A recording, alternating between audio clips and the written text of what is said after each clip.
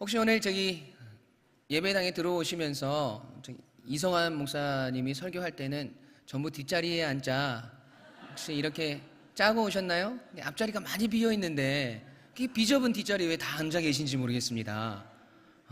옆에 분들과 다시 한번 인사하시죠. 앞자리를 사모합시다. 그래서 다음 주에는 이 앞자리가 가득 차는 기적의 역사가 일어나길 소망합니다. 아멘. 제가 지난번 이 수요 예배 때 설교를 했을 때 이 에스더 말씀을 시작하면서 이 하나님 없는 사람들의 이 잔치의 특성에 대해서 제가 말씀드렸습니다. 이 에스더의 이 시작이 페르시아 왕인 아하수에로가 베푼 이 잔치의 이야기로 시작을 하는데, 그 잔치에는 자기 과시가 충만하고 그 자기 과시는 허영으로 이어지고 결국 그 끝은 이 왕후를 이 폐위시키는 이 분노로 끝이 났다고 이야기를 드렸었죠. 오늘 본문의 말씀은 마음이 불붙는 듯한 이 분노로 인해서 아하수에로 왕이 이 왕후인 와스디를 폐위시키는 과정을 담고 있는 내용입니다. 여러분, 이 아하수에로 왕이 왜 그런 행동을 할 수밖에 없었을까요? 왜 하나님 없는 인생이 그러할까요? 바로 이 삶의 중심이 없어서 그렇습니다. 여러분, 컴파스 아시나요? 컴파스? 우리 어렸을 적 이 수학 시간, 과학 시간에 썼던 원을 그리는 컴파스. 사진 나와 있나요? 네, 나와 있죠. 이 한쪽은 핀으로 되어 있고 한쪽은 그릴 수 있는 연필로 되어 있는 이 컴파스입니다. 이 컴파스가 어떻게 원을 그리나요? 이 침이 중심을 딱 잡고 있으면 이렇게 한 바퀴 횡 돌리면 원이 되어지죠.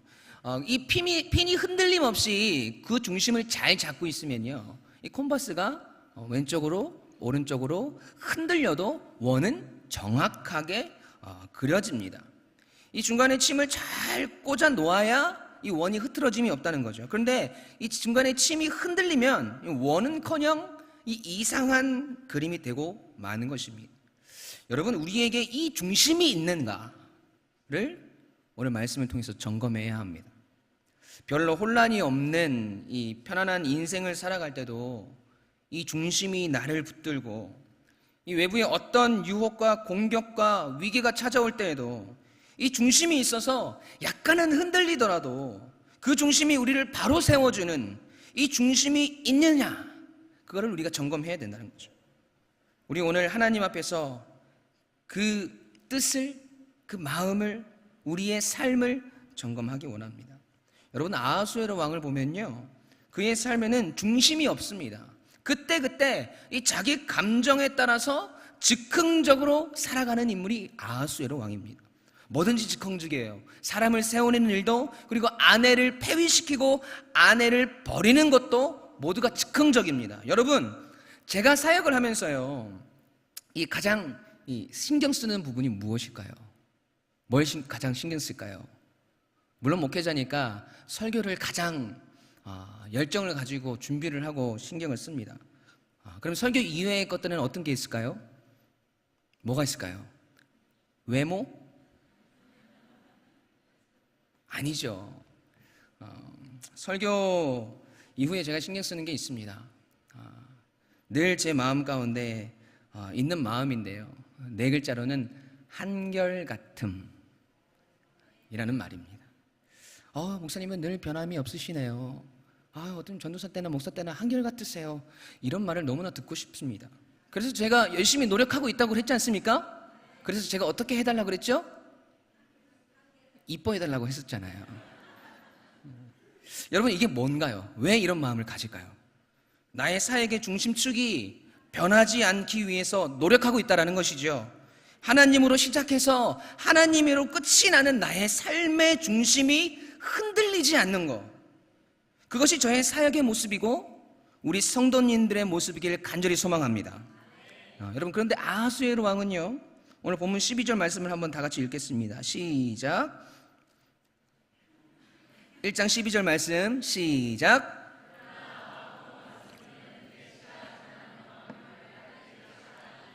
왕이 진노하여 마음속이 불 붙는 듯 하더라. 아멘. 여러분, 이 아하수에로 왕이 그 마음의 중심이 없는 이유가 이것입니다. 그렇게 아무것도 아닌 일, 그런 일 가지고 이 자기 자신을 이 통제하지 못하니까 마음이 갈팡질팡 흔들리니까 그 일로 왕후를 폐위시키는 자리까지, 자기 아내를 버리는 자리까지 간다는 것입니다. 여러분, 이런 극단적인 행동을 하는 이 아하수에로 왕을 보면서요, 대조되는 인물이 한 명이 딱 떠올랐습니다. 바로 다윗입니다. 다윗. 삶의 위치도 같아요. 왕이죠. 근본적인 차이는 그 중심이 있느냐 없느냐의 차이입니다. 여러분, 다윗이 오랜 세월 동안 그 사울에게 고통을 당하고 쫓겨다녔지 않습니까? 그런데 사울을 죽일 수 있는 절호의 기회가 다윗에게 찾아왔습니다.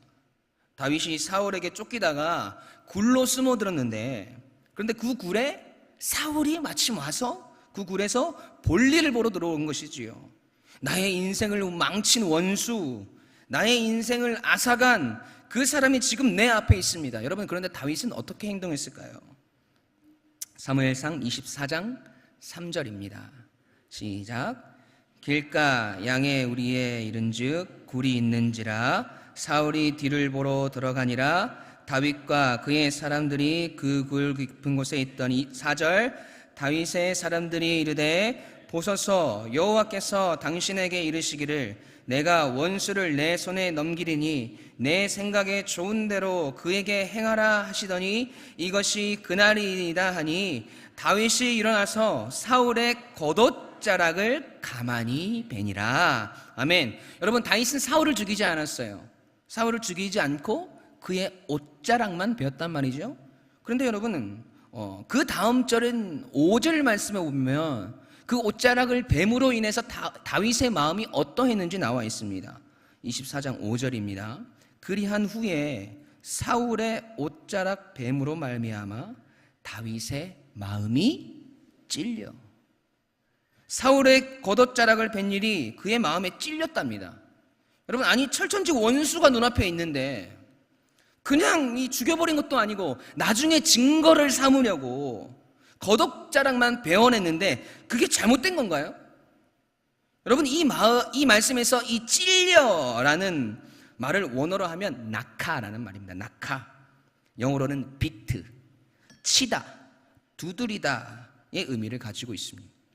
여러분, 다윗이 이 자기의 본능대로 하면요, 생각할 것도 없어요. 눈앞에 원수를 죽일 수 있는 기회가 왔는데 그럴 수 없었던 것은 그의 마음속에 이 낙하, 하나님의 그 두드리심이 있었던 것입니다. 6절 말씀에 그 증거가 정확하게 나와 있어요. 사무엘상 24장 6절 말씀 다 같이 읽습니다. 시작.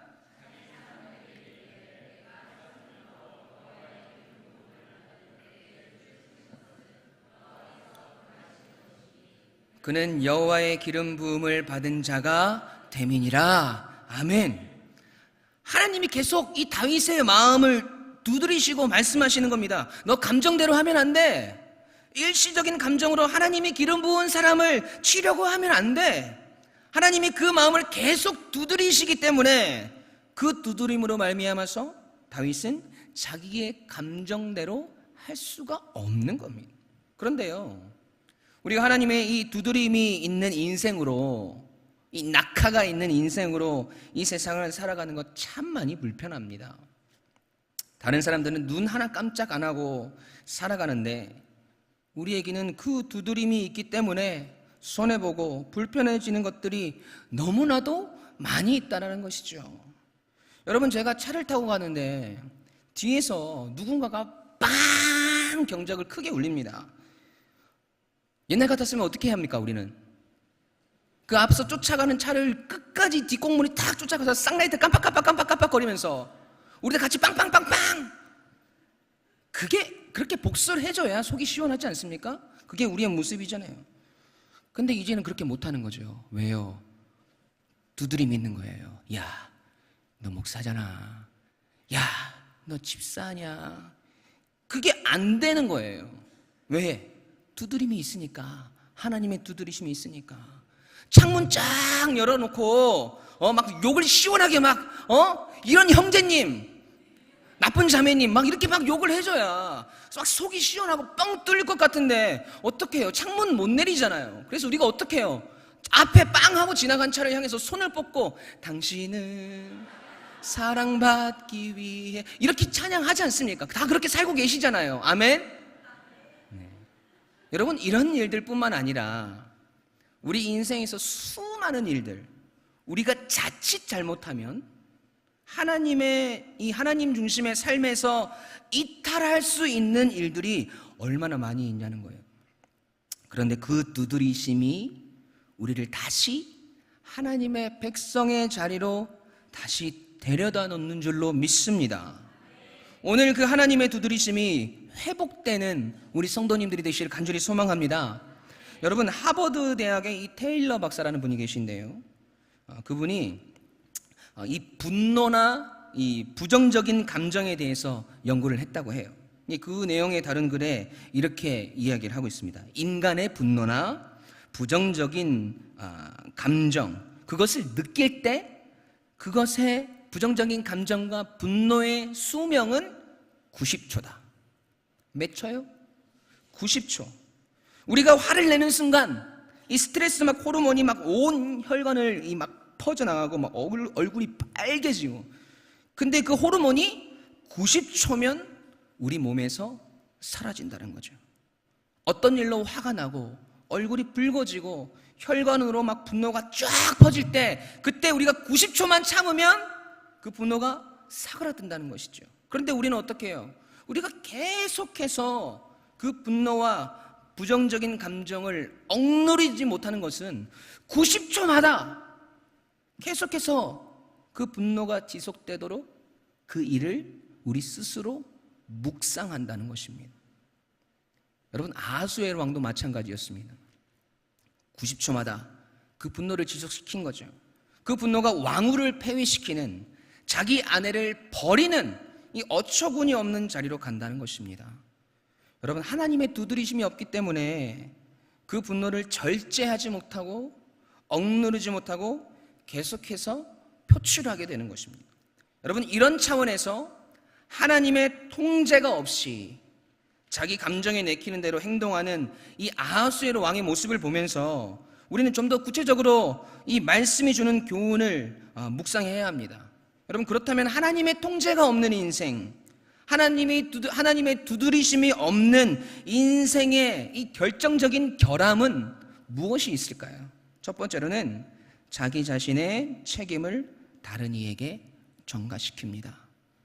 한번 읽어볼까요? 시작. 오늘 본문에서 이 아하수에로 왕은 자신의 아내 이 와스디에게 격분하고 있죠. 마음이 막 분노가 불붙는 듯 했다고 나와 있습니다. 그런데 냉정하게 이야기해서, 여러분, 이 분노가 정당한 것인가요? 아니죠. 근본적인 이 원인은 자기가 제공한 것이죠. 자기 아내를 이 고귀한 인격체로 존중하는 것이 아니고 그저 자기 과시용으로 언제든지 불러들일 수 있는 이런 물건 취급해버리는, 여기서부터 문제가 시작된 것이지 않습니까? 이런 요구를 거절하는 그 아내의 태도를 존중해주지 않는 미숙함에서 생겨난 일이라는 것이죠. 그런데 아하수에로 왕은 그 모든 책임을 아내에게 돌립니다. 하나님 없이 사는 인생, 하나님의 통제가 없는 그 인생의 강력한 특징 중에 하나가 여러분 바로 이 책임 전가입니다. 책임 전가. 이 책임 전가는요, 우리 인간이 하나님을 떠난 순간 바로 우리에게 나타난 증상입니다. 창세기 3장에 보면 아담과 하와가 하나님과의 관계가 막 충만할 때는 막 아담이 하와로더러 막 자기 아내에 대해서 막 내 뼈 중에 뼈요, 내 살 중에 살이라 막 그렇게 기뻐했던 부부 관계였는데, 하나님과의 관계가 깨어지고 나니까, 그의 중심이 흔들리니까 제일 먼저 나온 반응이 책임을 다 아내에게 돌린 것입니다. 창세기 3장 12절 말씀입니다. 읽어보겠습니다. 시작.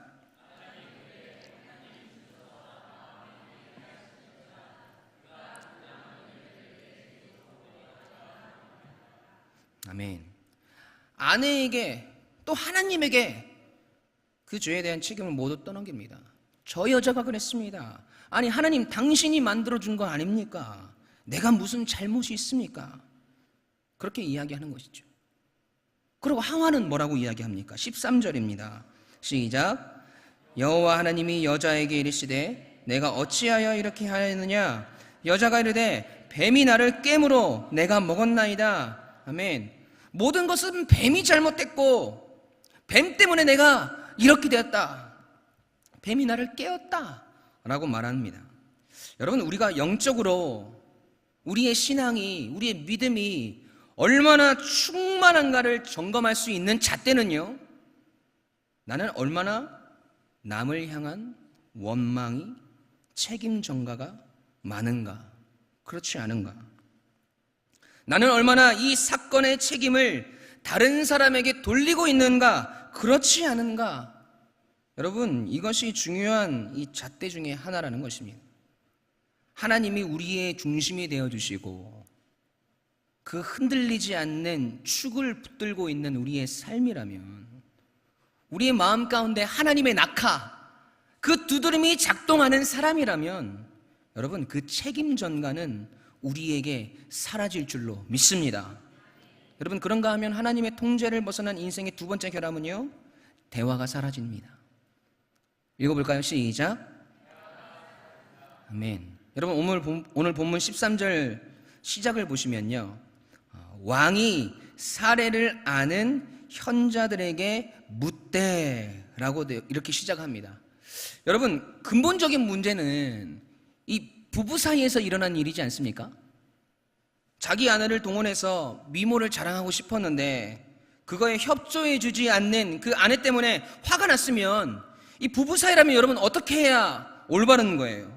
이 침실에서 대화를 통해서, 아니 당신 왜 그랬냐고, 나는 당신이 너무 아름다워서 다른 사람에게 당신의 미모를 뽐내고 싶었는데 그게 그렇게 어려웠냐고, 여러분 이야기할 수 있지 않습니까? 그러면 아내는요, 아니 그럼 당신은 나를 하나의 인격체로 대해주지 않고 무슨 물건 취급하듯이 대하는 태도, 당신 그거 옳은 거예요? 여러분, 이렇게 대화로 풀 수 있는 거잖아요. 지지고 볶아도 부부 사이라면 그렇게 해야 하는 게 맞지 않습니까? 그렇게 생각한다면 여보, 내가 미안해요. 내가 당신을 물건 취급했구려. 이런 상황으로 일이 마무리될 수도 있는 부분이라는 거죠. 그런데 아하수에로 왕이 그 중심이 없으니까 그 문제 가운데 근본적으로 이 상대방인 아내와의 문제를 풀려고 하지 않고 그 문제를 현자라고 나와 있는 그 사람들을 찾아가서 풀어나가려고 한다는 거예요. 여러분, 여기서부터 잘못된 것입니다. 여러분, 이 상황과 반대되는 상황이 에스더 4장에 나옵니다. 하만 장군이요, 이스라엘 백성들을 모함을 하는데요, 그래서 포로로 끌려온 이스라엘 백성들이 다 죽을 위기에 놓였습니다.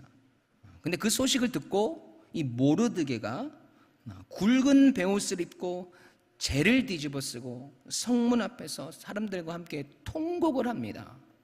죽게 생겼는데 어떡합니까? 그 상황을 에스더가 알고 에스더가 하는 행동을 한번 보시죠. 에스더 4장 4절입니다. 시작.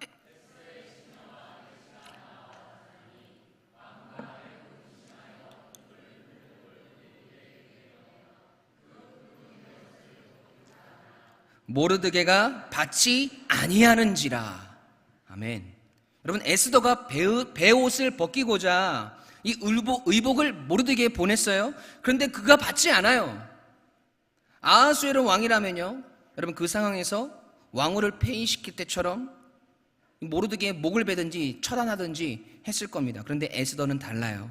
5절 말씀입니다. 함께 있습니다. 시작. 에스더가 왕의 어명으로 자기에게 가까이 있는 내시 하닥을 불러 명령하여 모르드게에게 가서 이것이 무슨 일이며 무엇 때문인가 알아보라 하매. 아멘.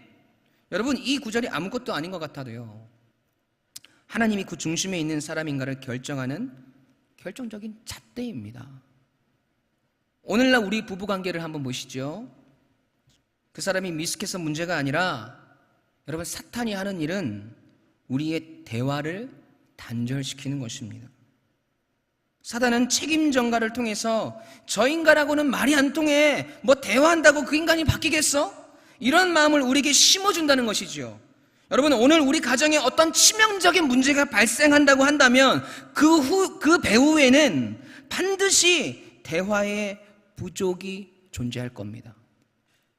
사단이 이 대화를 방해하고 있다는 것을 여러분 아셔야 합니다. 어떤 기사에 이 대한민국 부부의 평균 대화 시간이 하루 30분도 안 된다 그래요? 다 아시는 이야기죠. 그리고 그 기사의 머릿글이 이렇습니다. 대한민국 부부 평균 대화 시간 하루 30분 안 돼. 그 뒤에 말이 더 심각해요. 38% 무건수행 중. 여러분, 우리 어쩌다가 이렇게 됐습니까? 여러분, 좀 더 깊이 이야기를 해볼까요? 우리가 부부간에 많은 대화를 해야 하는데, 여러분, 그 가운데 우리가 그리스도인이라고 한다면 영적인 대화들, 신앙적인 대화들이 우리 가운데 오가야 한다는 것입니다. 얼마 전에 청장년의 자녀교육 세미나를 했는데요. 그때 이제 마지막 시간에 우리 성도님들이 담임 목사님께 이런 여러 가지 질문을 드리는 시간을 가졌어요. 한 집사님이 부부간의 시간을 어떻게 가지시나요, 목사님? 부부간의 스트레스는 어떻게 푸시나요? 이렇게 여쭤봤어요. 목사님께서 이렇게 말씀하셨어요. 집사님은 그러면 어떻게 푸시나요? 우리는 영화도 보고 차도 마시고 이렇게 하시더라고요. 그러면서 목사님께서 이렇게 말씀하셨습니다. 죄수 없게 들릴지 모르겠지만 우리는 부부간에 대화를 할 때 영적인 대화, 신앙적인 대화를 많이 합니다. 하나님 이야기를 많이 합니다. 여러분, 그 이야기를 듣고요, 제가 뒤에서 듣고 있다가 충격을 먹었습니다. 왜요? 역시 담임 목사님 가정은 다르구나. 이게 아니라 그 말씀을 듣고 저의 아내와의 시간, 그때의 이야기들의 내용을 한번 곰곰이 생각해 보니까 저와 제 아내가 영적인 대화가 거의 없는 거예요. 신앙적인 대화가 거의 없어요. 애들 키우는 이야기, 오늘 있었던 에피소드들, 그런 이야기는 많은데 그 대화 속에 하나님이 별로 없는 겁니다, 여러분. 그래서 나도 그렇게 신앙적인 이야기를 해봐야 되겠다 결심했어요. 그래서 그날 밤 바로 제가 커피를 탁 차들고 아내랑 이야기를 나누기 시작했습니다. 보통 이 밤 시간이 되면 이 아이들을 재우고 드라마를 보거나 영화를 볼 때도 있는데 차 한 잔 타놓고요, 신앙적인 얘기를 하기 시작하는데 여러분, 그 시간 가는 줄 모르고 대화를 했습니다. 영화 보는 것보다 훨씬 재미있고 좋더라고요. 여보, 이번 주는 말씀을 들으면서 또 말씀을 준비하면서 나는 이런 마음이 생겼어. 이런 생각이 들었어. 기도를 하는데 하나님이 나에게 이런 마음을 주셨어. 나는 요즘 이런 기도 제목들을 가지고 여러분 기도하고 있어. 여러분, 어떤 성도님이 이렇게 힘들대. 이거 같이 기도해야 될 것 같아. 재수 없나요? 재수 없다고 생각하는 분들이 계시다면 아마 그런 영적인 신앙적인 대화를 통해서 행복을 느껴보지 못한 분들일 수도 있을 것 같습니다. 여러분, 시작해 보시지요. 제 말이 진짜인지 거짓말인지. 목사님, 저 인간 얼굴도 보기 싫은데 어떻게 그런 이야기를 합니까? 저 인간이 내 말 해도 들어먹지도 않아요. 여러분, 그런 분들은요, 이미 첫 번째 대지, 책임 전가, 여기서 이미 무너진 겁니다. 그 영적인 상태부터, 우리의 영적인 상태부터 점검을 해야 한다는 거죠. 여러분, 그런 분들에게 조금의 팁을 드리자면요, 다는 아니더라도 이 마지막에는 신앙적인 대화, 은혜의 대화로 끝을 내보시는 게 어떨까요? 그렇게 하다 보면 물론 우리에게는 그렇게 하려면 물론 우리에게는 기도와 간구가 필요하겠죠. 하나님, 힘듭니다. 사실 너무 힘들어요. 저 인간 때문에 책임 전가하는 건 아니지만 그래도 너무 힘드네요. 어떻게 좀 해결 좀 해주세요. 하나님, 변화시켜 주세요. 내 마음도 변화시켜 주시고 사랑의 마음을 달라고 하나님 앞에 간절히 기도하는 우리의 실천이 필요하겠지요. 그리고 나서 그 사람 앞에 가십시오. 그리고 이야기하세요. 여보, 내가 당신이 말이야 이렇게 저렇게 미웠고 너무 꼴도 보기 싫어가지고 정말 너무 힘들었어. 그런데 마지막은 어떻게 끝나라고요? 신앙의 이야기로. 그런데 내가 하나님께 기도하고 있어. 하나님 도와달라고. 우리 사이가 다시 회복될 수 있게 해달라고. 여보, 나 너무 힘들어. 우리 다시 회복됐으면 좋겠어. 여러분, 감동이 안 됩니까? 그렇게까지 이야기했는데 아무런 감동 못 받는 못 받는 성도님들이 계시다면 목양실로 가세요. 당장 가세요. 오후 예배 끝나고 손 잡고 가십시오. 목양실로. 여러분, 이건 목사님 상담 받아야 돼요. 여러분, 부부간의 영적인 이 대화가 시작되고요, 회복되는 우리 성도님들 되시길 간절히 소망합니다. 좀 더 생각을 넓혀서요, 여러분, 우리 자녀들은 어떤가요? 우리 아이들이 영적으로 왜 무너지고 넘어질까요? 여러분, 생각해 보셨나요? 세상이 악하기 때문이지요. 사탄이 우리 아이들을 계속해서 괴롭히기 때문 아닐까요? 여러분, 부모와 자식 간의 영적인 대화가 단절됐기 때문 아닐까요? 아이들이 왜 혼돈이 오고 왜 흔들릴까요? 우리 엄마 아빠는 교회에 오래도록 열심히 다니시고 집사님이시고 권사님이시고 교회에 일이라면 발벗고 나서서 열심히 충성 봉사하시는데 자기 자신의 신앙과 믿음을 위해서 열심히 노력하시는데 자녀들을 위해서는 그런 영적인 케어가, 영적인 이야기가, 영적인 권면이 사라져 간다는 것이죠. 오늘 숙제했니? 오늘 영어 단어 다 외웠니? 시험 공부 열심히 했니? 시험 잘 봤니? 이번에 수학 공부 좀 더 열심히 해야 되겠더라. 이런 이야기들은 많은데 너 오늘 하나님한테 기도했니? 너 오늘 말씀 묵상했니? 요즘 신앙생활 하면서 교회 다니면서 힘든 점이 있니? 요즘 네가 영적으로 가장 힘든 부분이 어떤 것이니? 여러분, 이런 대화가 하나도 없다는 겁니다. 여러분, 우리 반성해야 합니다. 여러분, 지금 우리 사탄의 속임수에 놀아나고 있는 건지도 모릅니다. 엄마가 기도할게. 아빠가 기도할게. 엄마 아빠도 이런 어려움이 있고 이런 걱정이 있어. 너도 엄마를 위해서 아빠를 위해서 기도해줘. 여러분, 이런 대화가 사라져가고 우리 아이들은 영적으로 무너져가고, 여러분, 아이들이 그런 상태에서 세상에서 잘되고 성공한다고 해서 그게 과연 하나님 보시기에 기쁨이 되는 삶일까요? 성도와의 관계는 어떤가요? 성도가 만났는데 불평과 불만만 난무하진 않나요? 집사님과 집사님이 만났는데 신세 한탄만 하고 있고 세상적인 이야기들로만 가득 차 있고 교회 이야기를 하는 것 같은데 문제점과 부족한 것들만 가득 차 있지는 않습니까? 그렇다면 여러분, 지금 완전히 사단에게 넘어간 겁니다. 여러분, 그거 하나님의 통제를 벗어난 하나님의 낙하, 두드림이 없는 삶의 모습 아닐까요? 하나님이 두드리심이 있는데 우리가 어떻게 그렇게 살 수 있습니까? 여러분, 오늘 우리의 영적인 상태를 점검하십시오. 오늘 우리의 삶의 중심이 없이, 하나님의 통제가 없이 우리 마음대로 살아가고 우리의 문제에 대해 책임 전가가 난무하고 그로 인해서 우리 가운데 대화가 사라져가고, 특히 하나님에 대한 이야기, 영적인 신앙적인 대화들이 부부 사이에서, 자녀들과의 관계에서, 성도와 성도님들과의 그 자리에서, 지금 이 자리에서 여러분 사라져가고 있지는 않습니까?